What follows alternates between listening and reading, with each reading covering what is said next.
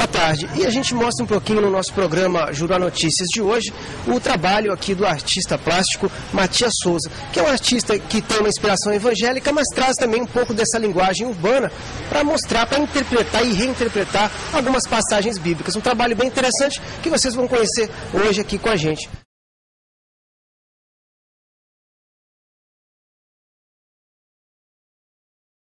Matias, primeiro conta um pouquinho pra gente como é que foi essa tua atração aí pelas artes plásticas, como é que foi isso, e trazer um pouco desse teu sentimento, da tua espiritualidade para essa arte.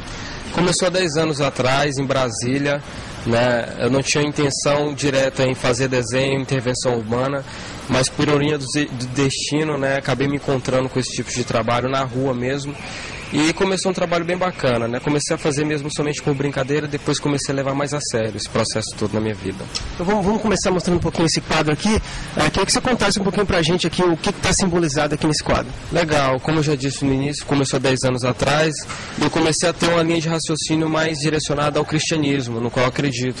E aqui está sendo representado exatamente o amor abençoado, que é um texto bíblico, né? No qual está bem expressivo mesmo. Uma criança que é bem genuína, que tem realmente amor, e um cara totalmente possesso, né? Porque o ódio vem da possessão. E aí você usa essa linguagem bem urbana, do grafite, né? A gente tenta implementar um pouco isso, né? Colocar um pouco o contemporâneo, que é o grafite, que eu acho que não existe arte mais contemporânea que isso, e um pouco mais a questão mais fina, né? Mais irritada da aerografia. A gente está misturando isso tudo e está dando esse trabalho. Ok. Esse outro quadro aqui, que a gente está vendo essa mulher aqui com um espinho na mão, chorando, o que está interpretado aqui? Pois é, esse aqui é outra passagem bíblica que diz o espinho na carne, que é uma passagem de Paulo, no qual retrata exatamente o espinho na carne, representado aqui na mão dela, e ao mesmo tempo que ela está representando isso, ela está louvando a Deus, que é exatamente a passagem que diz: quando penso estou fraco, estou forte, né? E aí ninguém sabe se ela está chorando pela dor do espinho ou pela unção de Deus que está sobre a vida dela. É uma viagem também bem bacana que Deus está proporcionando para a gente aí. Bom, esse aqui também é bem interessante, né? A passagem da muralha de Jericó, né? E você simbolizou a bandeira do Acre e bandeira do Brasil também. Conta pra gente qual foi a sua viagem aqui na interpretação dessa passagem. Literalmente viagem, né? Porque um judeu, né, representado aqui com as barbas, bem aquela questão bem antiga, envolvido com a bandeira do Acre, e o instrumento do chofar, né, que é representado na Bíblia como a trombeta, envolvido com a bandeira do Brasil. É exatamente essa questão da profecia mesmo. Deus dá o direcionamento para a gente profetizar. E eu quis exatamente profetizar nesse quadro, representando a bandeira do Acre, o estado do Acre, e a bandeira do Brasil representando a nação brasileira. Esse quadro foi um dos mais polêmicos aqui da exposição.